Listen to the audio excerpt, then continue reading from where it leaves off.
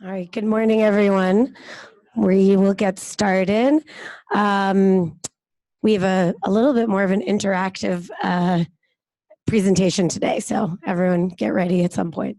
I am going to introduce our speaker by way of her telling us about herself, as we've taken to do. So we have Dr. Arpi Minassian, who is giving high rounds for the first time in quite some time. I think it was 2014. Okay, so it's been about 6 years, and we're going to remember that. You owe us. No, I'm just kidding. So, Arpi, can you tell us a little bit about how you landed in San Diego with your work? Yeah, so I actually have done all of my academic growing up in San Diego. I did my undergrad at UCSD. I stayed on for graduate school. I did my pre-doctoral internship, my postdoc, and joined the faculty. So I'm not really sure how it happened that I stayed in one place. But my involvement with HIV research started probably about 12, 15 years ago when I became engaged with the HNRP and working with some of our some kind of our research interests in HIV and neurocognition, and that's kind of how I ended up here. And what has your research been on, and has it shifted at all in the last few years? Yeah, so my kind of area of interest is sort of how what the brain kind of can tell us about cognition and behavior in neurocognitive conditions. So I started out researching severe psychiatric conditions such as schizophrenia, and that's really where most of my work started. More recently, it's been bipolar disorder, and then other conditions like HIV, PTSD. And one of the things I'm going to talk about is, and what's sort of shifted over the years, is going from a purely clinical focus to collaborating with my colleagues that do preclinical work and doing what we call translational work, where we look at human versions of the disease and then animal models of the same disease, and hoping that studying both at the same time kind of informs our understanding. So. Now, I think there's a big overlay with substances. Right. What has that looked like with your work? It's so interesting. And as you'll hear today, we started out and we studied for 10 years the effects of methamphetamine dependence in HIV.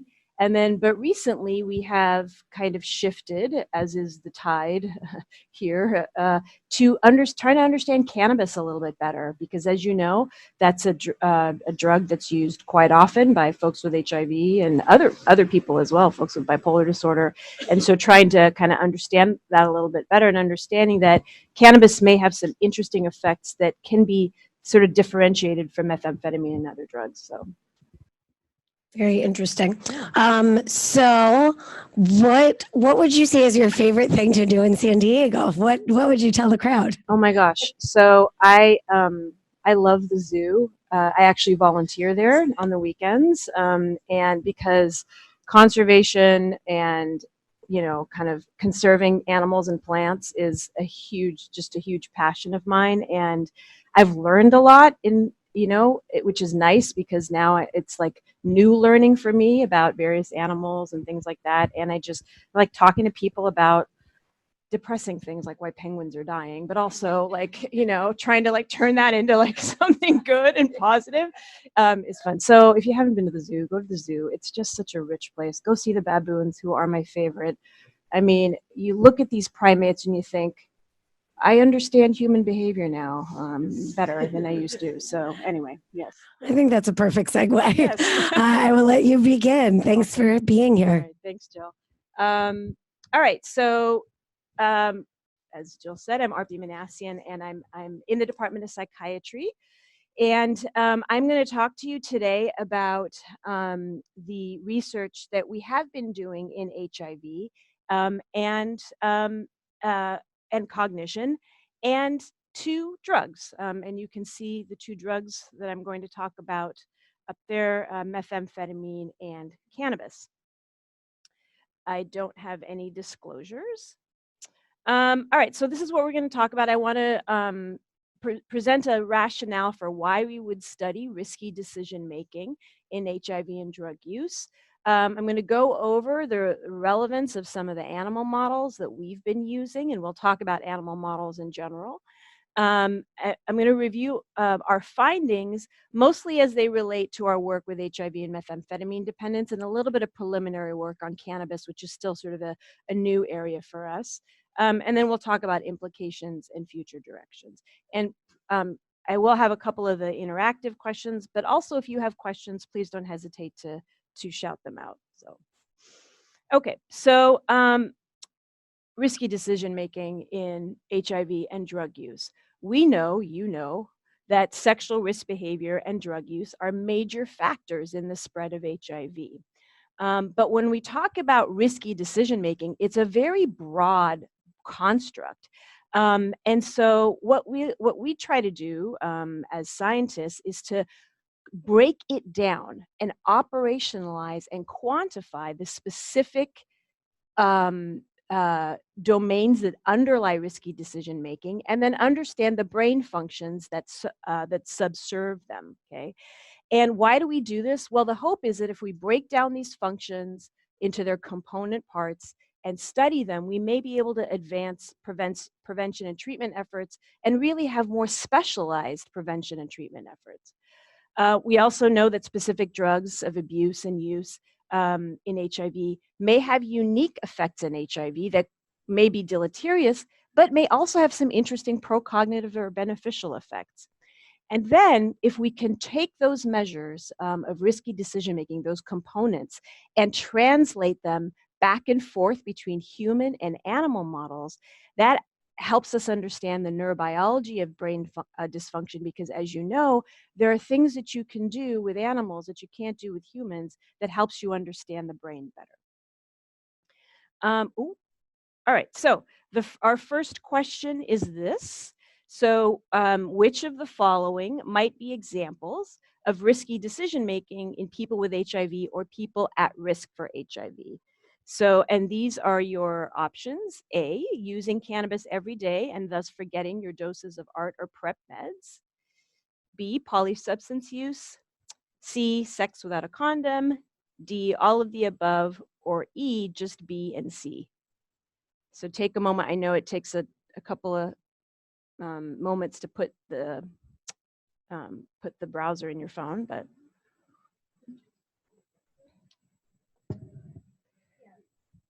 all right, so it looks like everybody clicked all of the above, which is the correct answer.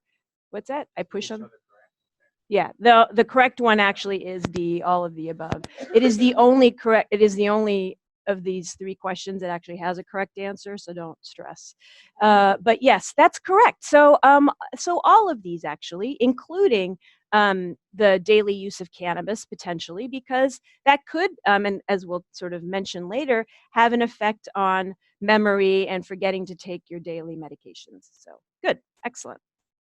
Okay, so here is one way that we break down these components of risky decision making, and then how we translate it to what it means for HIV-related risk behavior.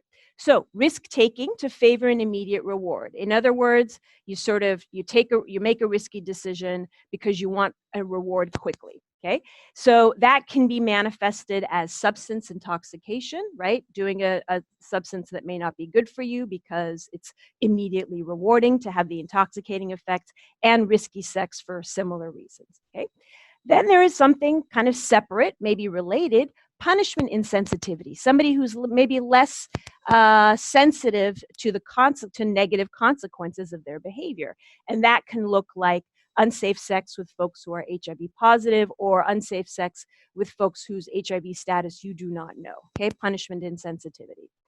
And then novelty seeking, something a little bit different. Now, all humans and animals have a little bit of a proclivity towards novelty seeking. It's actually considered to be an evolutionarily adaptive trait. Having said that, you can have a little too much of that is not so adaptive. And in people at risk for contracting HIV, that could be having multiple sexual partners, or use of multiple substances in a short period of time. Now, the other thing that's important to consider when we look at risky decision making is it could potentially be explained in part by decreased motivation. In other words, sort of less willingness to to work for a reward or do kind of the appropriate behavior, okay? So risky sexual behavior could not necessarily be about novelty seeking or thrill seeking. It could be about decreased motivation.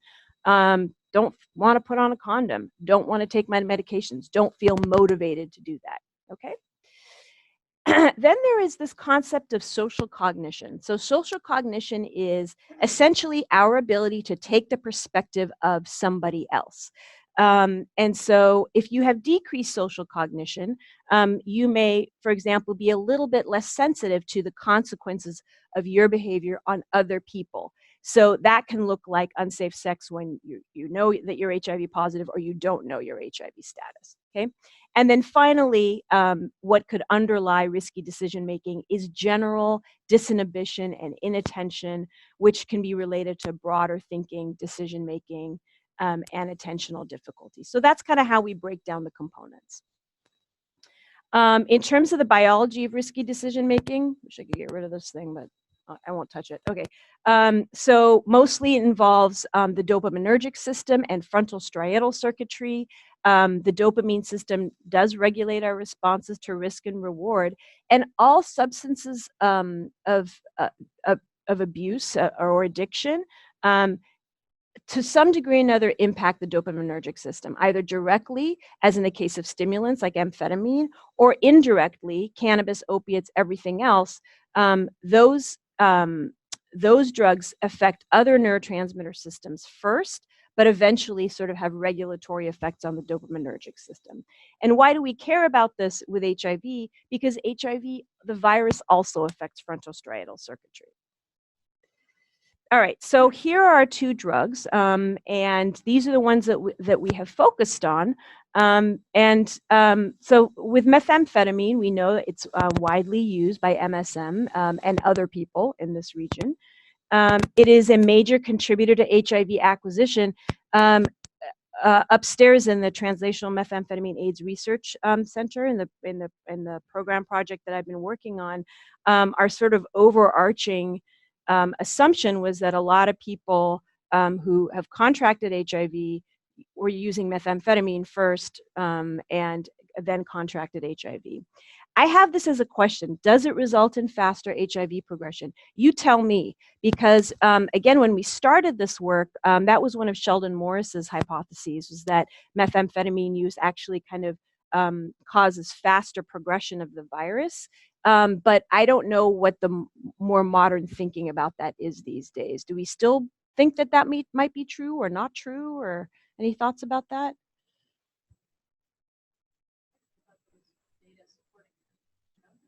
That's what I'm asking. I haven't kept up with that particular data, so yeah. Okay. Yeah. So I know, yeah. So Sheldon was doing some of that work with tropism, but okay. And then chronic meth use is associated with changes in the dopaminergic system and or abnormalities of the striatum, which are the brain regions we're interested in. Okay. And then cannabis. So used by around 35% of people with HIV. The numbers vary somewhere between like 26 and 40 or 50%. But a large proportion of people with HIV are using cannabis. Interestingly, cannabis has some anti-inflammatory effects. Thus, it may actually be beneficial at moderate doses, and we'll talk a little bit more about that.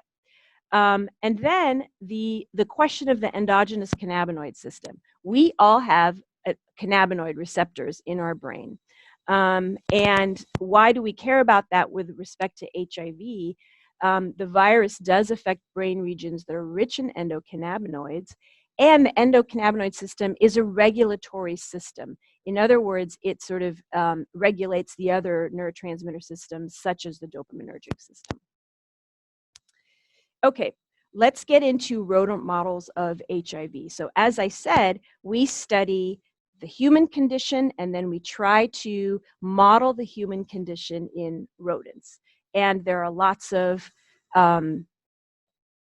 interesting things about that and lots of pitfalls as well. So I want to talk to you about basically the 4 rodent models that we have been working with, but the last one we're just sort of proposing to work with, so we have no experience with it whatsoever. But we're going to find out what that's like. So the first and the one that we've worked the most with is the GP120 mouse. This is a mouse that expresses one protein, the GP120 envelope protein, from birth. It's been genetically altered to express this one HIV protein from birth.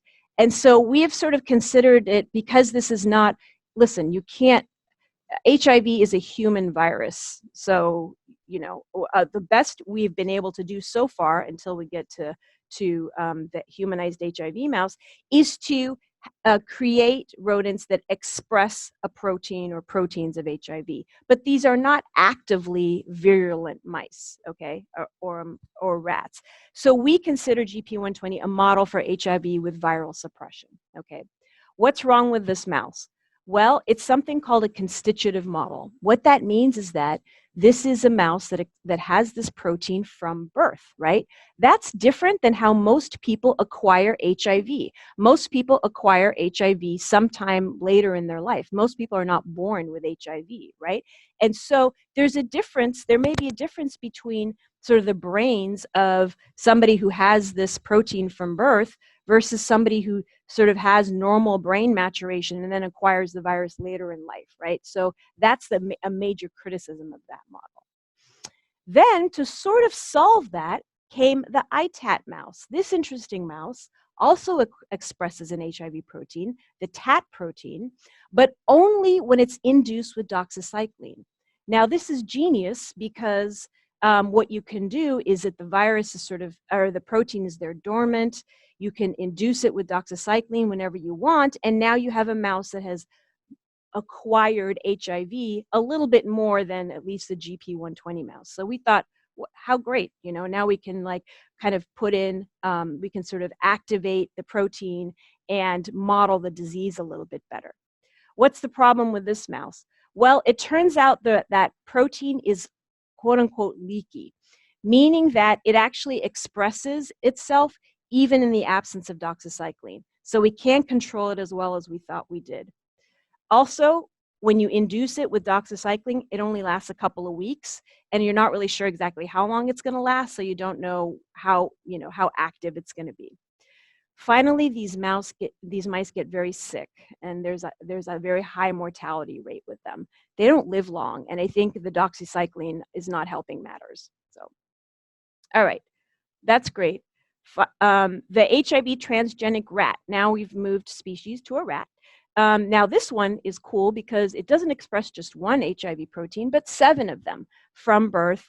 And again, like the GP120, it could be a model for HIV with viral suppression. The problem with these rats is that they're way more expensive than mice. They get cataracts, okay? Why is that a problem? Well, a lot of our testing, as you'll see, does require decent vision in a rodent. And so if you have a rat with cataracts, that can be difficult. And like the GP120 mouse, they are a constitutive model. They express it from birth, different than the human disease. Okay. Finally, and this is the mouse that we are proposing to work with. We have a grant in to work with them. We haven't yet worked with this mouse. This is the humanized HIV mouse, the answer to all of our prayers, although not really. But this mouse is injected with CD34 stem cells at 6 weeks. Then we confirm expression of chemokine receptors and then injected with HIV. So this is a mouse that you can actually, it has been genetically modified that it can sort of accept and express the HIV virus, okay? This mouse is very, very, very expensive. And because it's an infected animal, it requires very kind of high biosafety laboratory sort of restrictions. And it's a very frail mouse, so you don't have a lot of time with it, okay? So having said all that, which rodent model do you like best? Do you like the GP120 mouse? Do you like the tat? Do you like the sounds of the tat mouse? What about the HIV transgenic rat, the humanized mouse, or I can't decide or I wasn't paying attention?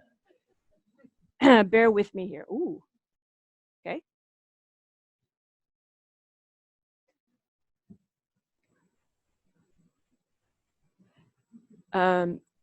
Fantastic.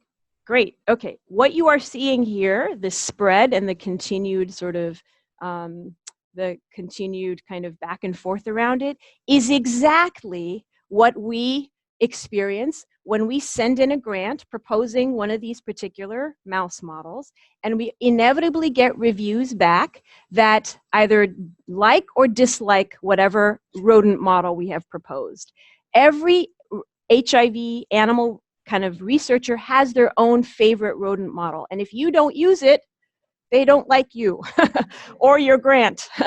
So this is a nice social experiment, but it is kind of exactly sort of what we see, which is that there is a sort of a split in the scientific community as to what rodent model is better or worse. Okay. And the poor GP120 mouse, which is the mouse that we have used a lot, is actually kind of criticized, and none of you like it either. So, but interestingly enough, that's most of the work that I'm going to show you. So let's see how it goes with a humanized mouse. The ITAT mouse, again, in theory, sounds great. In practice, has been a tough mouse to work with, and they haven't really shown the deficits that we see in humans with HIV or with the GP120 mice. So we're not really seeing the HIV cognitive deficits modeled that well in the tat mouse. The rat definitely has more promise. So excellent, good. Okay, so just to show you a little bit about kind of how do we model methamphetamine dependence in a rodent.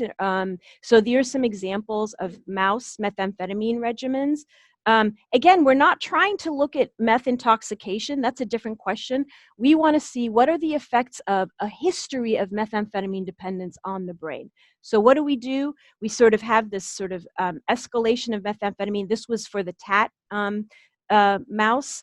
And then, again, to model the human disease, we have them do meth first, and then we sort of activate HIV with doxycycline while they continue a meth binge, and then there's a washout, and then we test them. Okay, so we're trying to model what we see in the humans. Okay, and then this is what we did for the GP120 mouse. We had these kind of binge regimens where we would have them sort of escalate doses, take a little bit of a break, escalate, binge again, take a break, binge again. Again, trying to mimic what typical methamphetamine use behavior might be in a human. These are some of our cannabis regimens and we use either THC or CBD. We can look at it acutely, and then we can start chronic treatment. This is rats and this is mice, but very similar.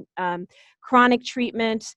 Then we can test them, and then we can look at withdrawal, test them again, and then after all of these, we take their brains for neurochemistry. Okay. All right. So how do we actually measure our risky decision making and these components in the humans and the mice? So this is where I'm going to talk to you about our translational cross-species measures. We use something called the Iowa Gambling Task to measure risk taking. In humans, they are presented with 4 decks of cards on a computer, and they're basically asked to draw from any of the cards. What they find out over time is that the first 2 decks, although these first 2 decks pay big, you also lose big on them, okay?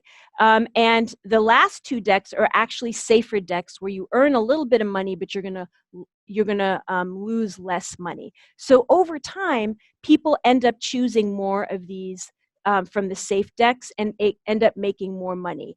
But if you are a risk taker by nature, you're going to use these decks more often and end up making less money. Okay? And the mouse version or the rodent version is very similar, except that it's basically lights in a chamber, and the mouse learns over time that if they respond most to the first two lights, they're going to get high reward but high punishment with withholding of their pellets. And for the other two, they're going to get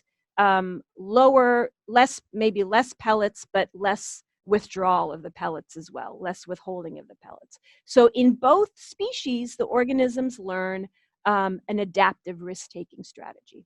Okay, that's the IGT. Then the behavioral pattern monitor to measure novelty seeking. Okay, so the open field is a classic test for a rodent. You basically put an animal in a novel chamber that it has not been exposed to before, and you look at their exploratory behavior. And you look at whether or not they show novelty seeking, which for a rodent is poking their noses in these little holes. Okay, that's novelty seeking behavior in a rodent. What we did about 10 years ago is we translated this to humans. And we created a human open field. And we originally did this on our inpatient psychiatric unit to study mania in bipolar disorder.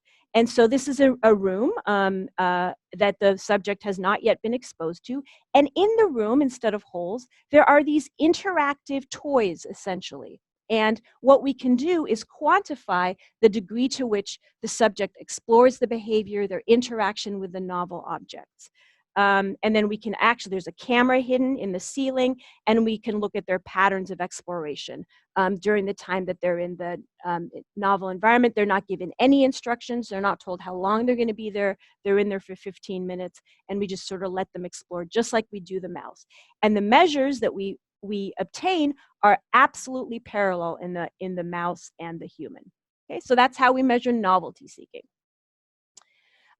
So to give you an example of what this looks like in psychiatric disease, this is a typical kind of comparison subject in the human behavioral pattern monitor. Kind of do a turn, do some moderate exploration. Here's a wild type mouse, like a kind of a normal mouse, if you will. Kind of hugs the edges of the room of the chamber, which is very typical behavior and safe behavior for a mouse. They hug the peripheries to not get snatched up by a predator in the middle. This is a very typical manic bipolar subject. Very, very hyper exploratory, okay? This is a mouse model of bipolar mania, the dopamine transporter knockdown mouse. This is a mouse that has lost 90% of the dopamine transporter, meaning it is a hyper dopaminergic mouse. Lots of dopamine, good model for bipolar mania. Look at this mouse. This mouse is not avoiding the center. Very exploratory mouse, just like the manic bipolar subject. So this is just to illustrate to you that the behavioral pattern monitor has helped us understand mouse models of neurocognitive disorders. All right, social cognition in the HBPM. Our current version of the human behavioral pattern monitor looks like an office in transition. It looks like an office that somebody's either moving into or moving out of. And around this office in transition are objects that are personal objects that clearly belong to somebody else.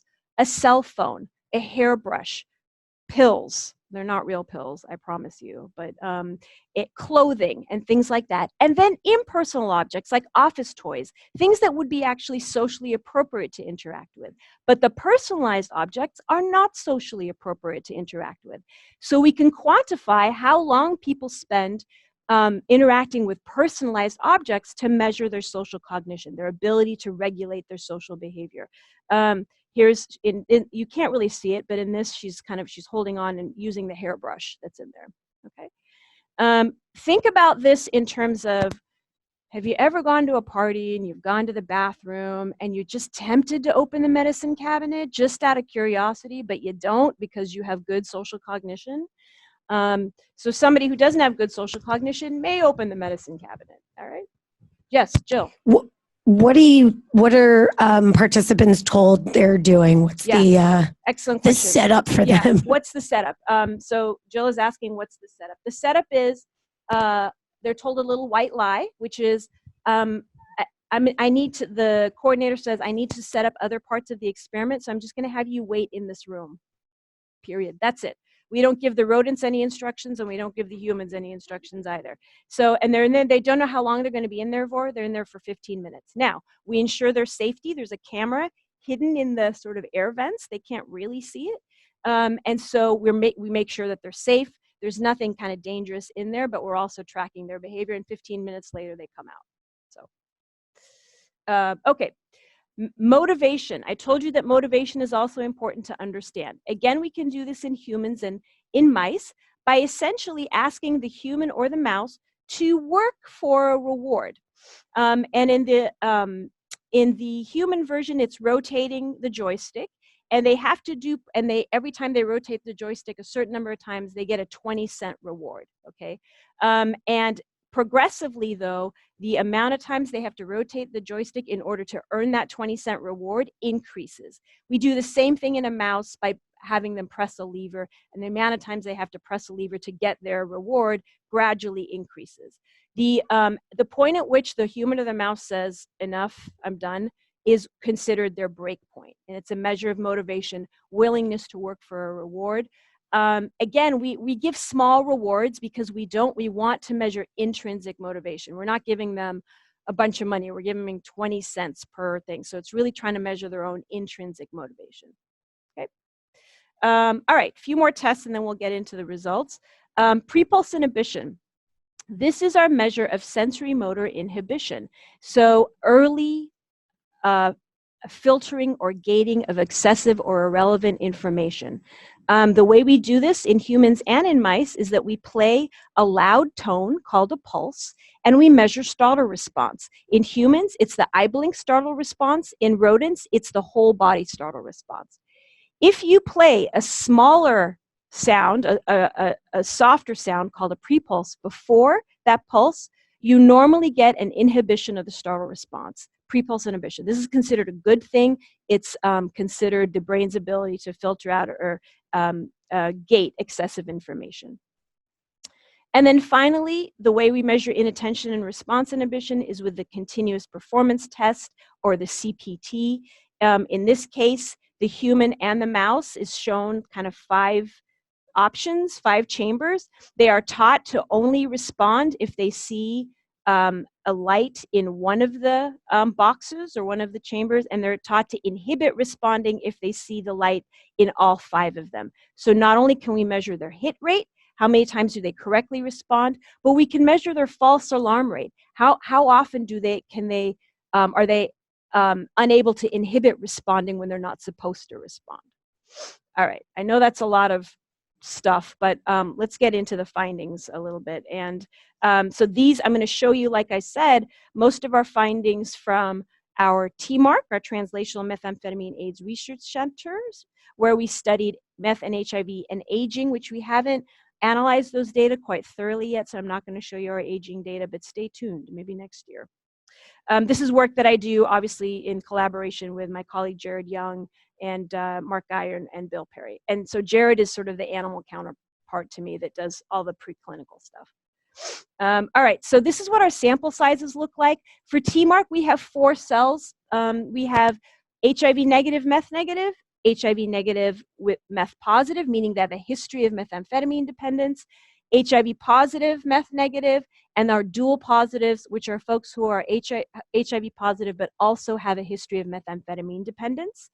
You can see that, and this is important, mostly males, especially in our HIV positive group. This is the population that we have here, and this makes it difficult to look at gender effects, which is relevant because we do see sex effects in the rodents.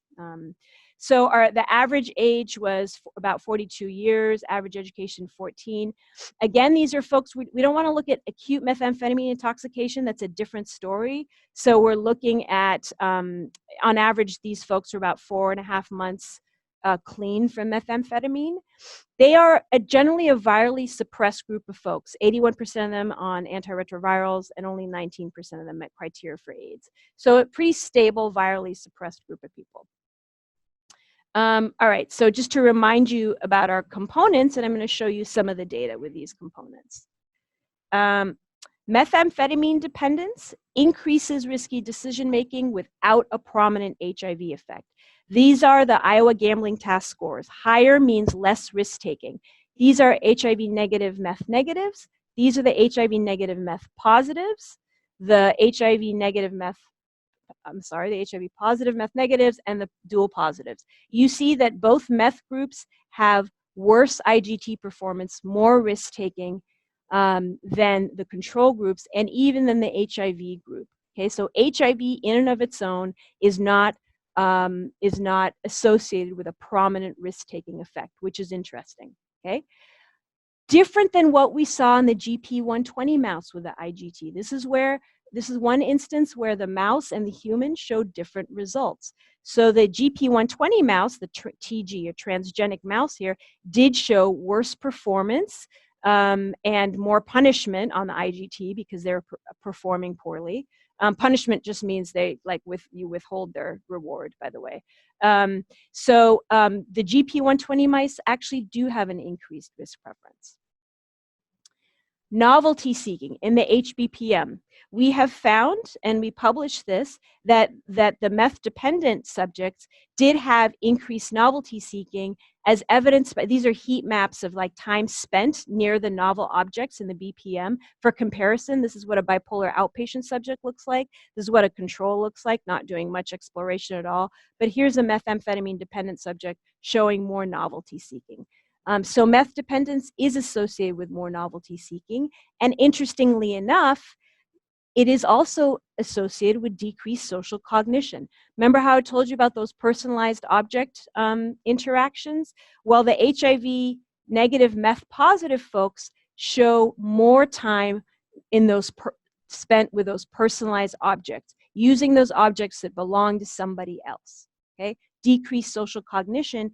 Interestingly, not so much in the dual positive, HIV positive, meth positive. It is only the negative meth positives that have this. Yes, Dr. Little. Repeat it. Do you control for the duration of meth use in your meth positive subjects? Do we control for the duration of meth use in our meth positive subjects? Yes, we don't control for it, but we have it as a covariate in our analyses. And from what I remember, I don't think we look at those meth use variables, and they don't have a prominent effect. But we'll drill down a little bit more into that.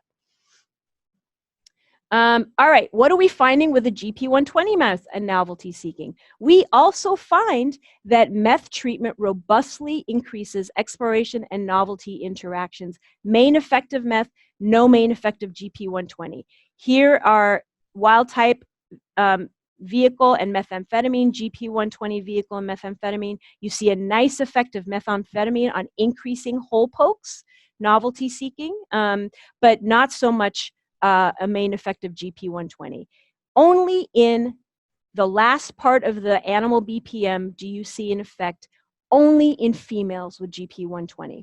That the female GP120 meth-treated mice show the most novelty interactions in the last 10 minutes of the BPM. And again, a sex effect, which we cannot really study that well in the humans. Okay, this is our very robust finding. Prepulse inhibition, that early sensory motor gating deficit, is impaired in HIV. These are the different conditions of prepulse inhibition. These are folks with HIV and HIV-associated neurocognitive disorder, or HAND. Sorry, these are the HAND guys. So they're lower in all of our conditions. Higher is better for PPI. And PPI is always correlated with us in our hands in HIV with worse neurocognitive scores as well. So we published this, and then one of our postdocs, Jordan Walter, who's back there, is showing that we're confirming this even with our larger sample. This is a statistically significant difference, and it doesn't even matter about whether or not they have HAND. HIV in general is associated with worse prepulse inhibition. Okay, what do we find in the mice? I know this is a lot of graphs, but trust me when I say that GP120 female mice, again, have impaired prepulse inhibition in all of these conditions. Essentially, they're the yellow bars right there. Again, in the GP120s, it was only in the females. And in the humans, because we have so few females, it's difficult to tease this effect out. But the interesting thing about PPI is that we also see worse PPI in the HIV transgenic rat. So we now see a phenotype in the HIV human that we can replicate in at least one sex of one model and both sexes of another rodent model. So we consider this kind of a robust finding. All right, and then the continuous performance task, response inhibition, we find that it's impaired in methamphetamine dependence. Higher is better here, okay? And these are our meth groups.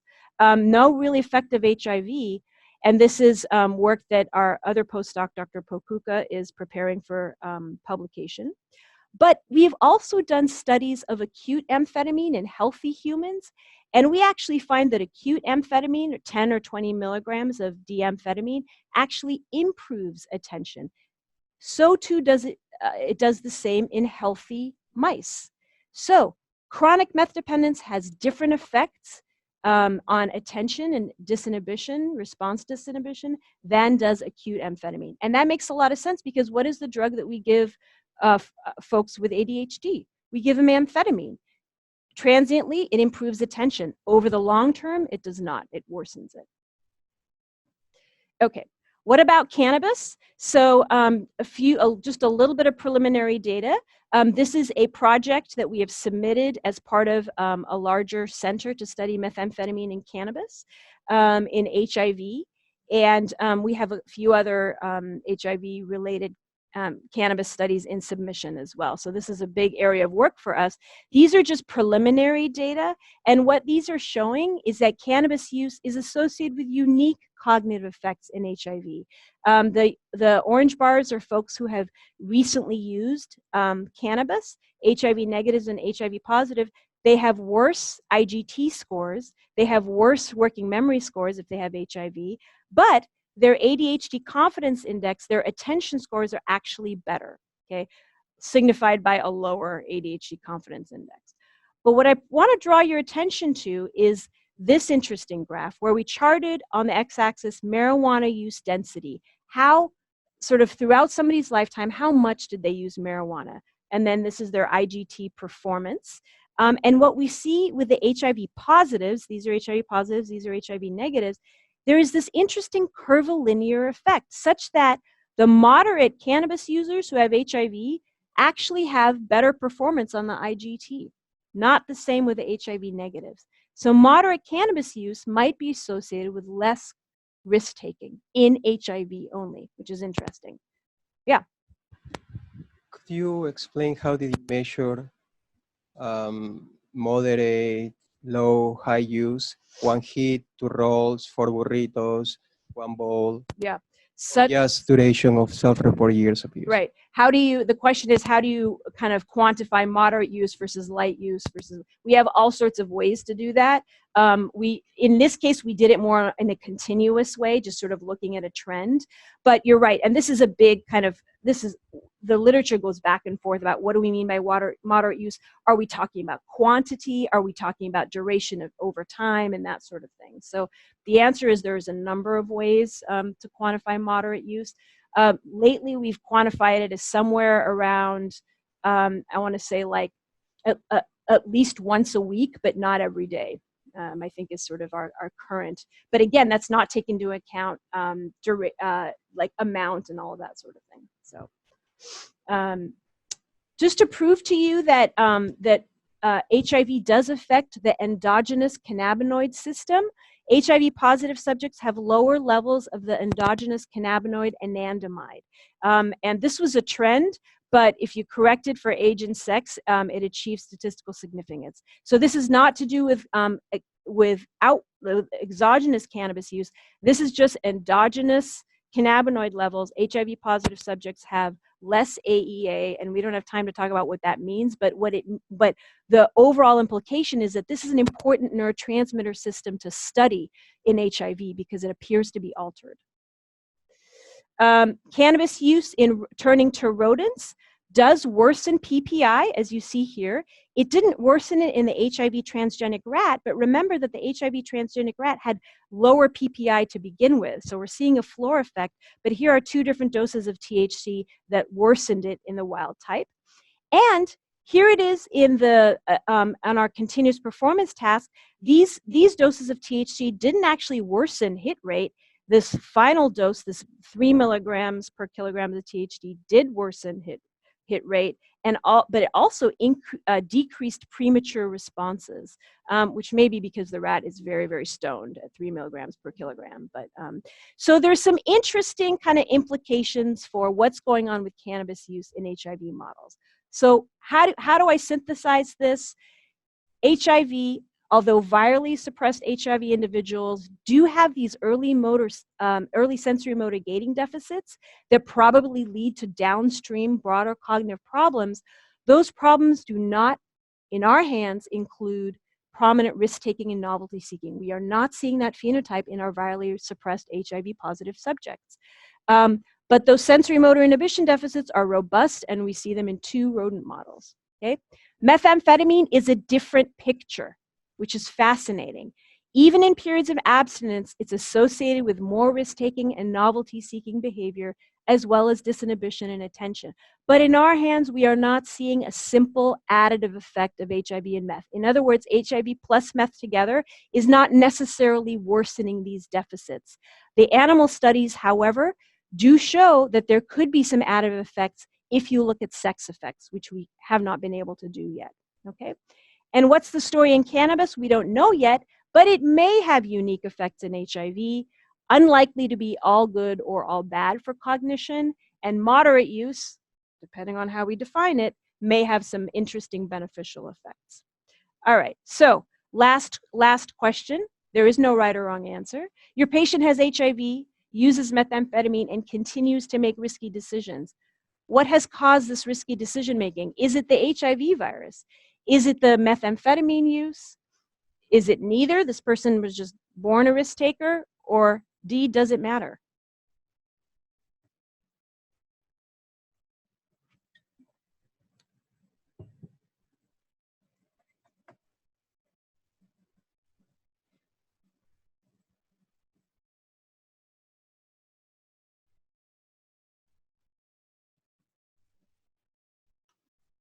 All right. Good. We favor the methamphetamine use, or does it matter? Good. And it's interesting because that's right. I mean, what I showed you is you were paying attention, because that is, you know, our data do suggest that it's the methamphetamine use. But this question of does it matter is also kind of very interesting, and you're right. But what we still don't know is the chicken or the egg. Like, what came first, right? Was it the meth use or the HIV use?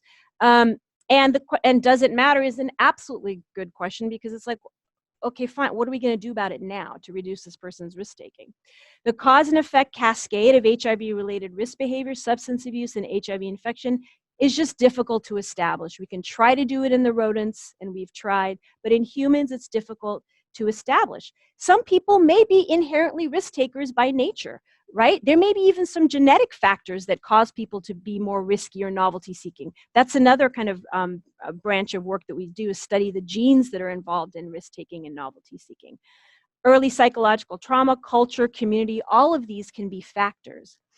The other thing that's important, and Scott Latender said this at a research meeting a couple weeks ago, and so I give him credit, we need to better understand what travels with the use of common drugs in HIV.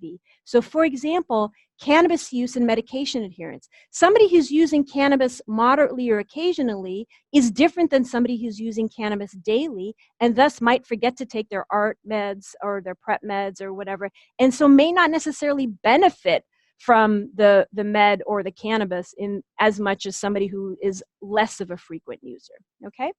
And then also important to remember, our patients don't necessarily just use one drug, right? They use several of them, sometimes at the same time in the same night or whatever. With polysubstance abuse, there could be competing effects of these drugs on neuroinflammation, immunity, that sort of thing, right? So methamphetamine might worsen sort of inflammation, immunological factors. Cannabis might improve it, but maybe they cancel each other out. There is also effects of nicotine, opiates, and alcohol as well. So we don't understand those, but we need to.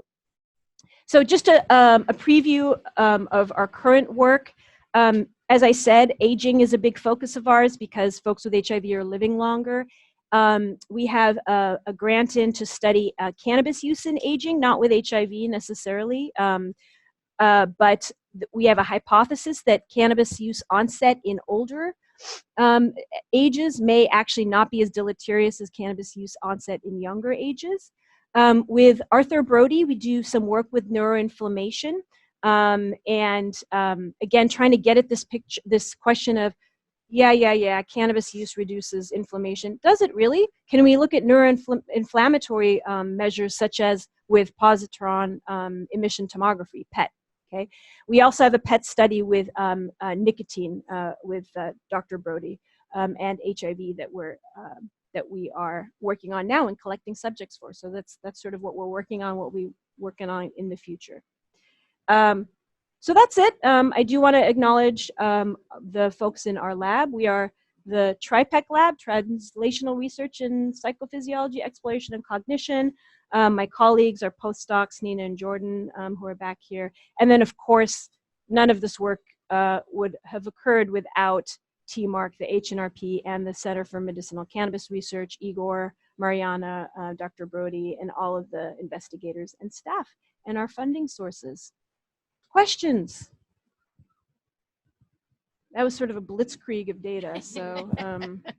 Thanks very much. So I'm going to go back to the cause and effect question, and you're sitting on a ton of data, and I still think looking at a dose effect would be an interesting question, because I don't think you can prove cause and effect of meth and risk taking, but if you did look at the dose of meth, if you have the ability to quantify and saw that there was a dose effect, I think that would at least speak toward a stronger impact of meth versus genetics. Yeah. It still doesn't say that there aren't many other, associated factors, but Agreed. it'd be an interesting question. Yeah, so Dr. Little is saying it's important to look at the dose of meth, and absolutely, and we need to drill down more into that. The other thing that's interesting and weird is that our HIV positive, meth positive folks and our HIV negative, meth positive folks have not the same patterns of history of meth use. So the meth positive, HIV negative folks have maybe used a little bit more meth over their lifetime versus the HIV positives who, for to some degree or another, sort of modified their meth use maybe after they were tested positive for HIV. So that is a cohort difference that we also need to attend to. So, yep. I want to piggyback on the concept of the causation effect. So, and this just came, and I learned this from an unrelated project. So if you were to measure all these confounded alcohol, psychiatric comorbidities, and all these factors, you run a linear model and you look for additive effects and no interactions, and they don't interact, and you complete, and this is my really causation model effect. I wonder really, based on what you're doing, whether you can be surrounded with colleagues that helps you to do a mediation analysis, because really, even on the graphic that you show that HIV was not an effect, it was completely different from those HIV negative. And although there is a direct effect of methamphetamine use, you wonder what is the indirect effect that you're not measuring by HIV and all of other confounders.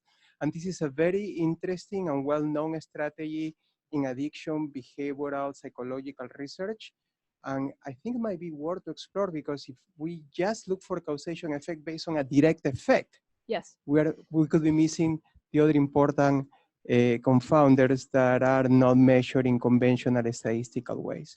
That's right. So the issue of confounders like psychiatric disease and all sorts of other things. And that's why we have TMARC, which has collected all of these data. A lot of it is self-report data, including the meth use quantity and frequency, which is problematic, obviously. But so I just showed you a very sort of simplified version of our data. But yes, it is critical to look at those ADHD rates and things like that. I mean, these inherently are going to affect our findings. So yeah, absolutely. Yeah. So I'm interested in the risk behavior that you were showing with the HIV positive, meth negative people. Did you look at the acquisition, how HIV was acquired by these people? Was it perinatally infection versus people who might be, having multiple sex partners and IV drug users? Good question. Did we look at the HIV acquisition factors? And we have not done that, but we can take a look at that. So yeah. Thanks, Arpi. That was actually very interesting. So Dr. Young, did he have was he giving crystal meth to the mice? Methamphetamine, yeah. Methamphetamine. Yep. My question is trying to get to controlling for the substance, which is difficult in humans, right? I'm assuming this is per history, and Yep. crystal meth these days can be laced with other substances in the Yep. street. So it's difficult to control that in humans, but with the mice, I guess it can be controlled That's a right. bit better. Yeah, I mean, that's right. So I mean, the meth use in humans is it's very difficult to model in the mouse. We did our best by trying, sort of creating these binge regimens and things like that. But you're right, we didn't account for what crystal meth is cut with and all that sort of thing. Yeah. So the challenges of studying rodent models is what you've summed it up right there. So yeah. Yeah, I guess it's the same question. Going back to what Dr. Little has said, is all meth created equal? And how are you going to quantify the dosage that the people are going to be receiving? Yeah. So we collect a lot of methamphetamine use variables. Again, they are self-report, but we collect duration, frequency, how often they use, when was their period of heaviest use, when was the last time. We do urine toxes and things like that. So those are all of the measures that we collect, and we'll see to what extent they can be informative. So the purity of the meth. You know what? I don't know that we ask them what they know about the purity of the meth that they're using. But I think this is really important because I think this is sort of like where clinicians who actually work with folks with HIV sort of are a part of our studies, where we need to understand, well, what does this drug use actually look like in the humans? And so what do we need to study more carefully when we're doing that, when we're designing our studies? So yeah. Okay. Well, thank you very much. Thanks so much, folks.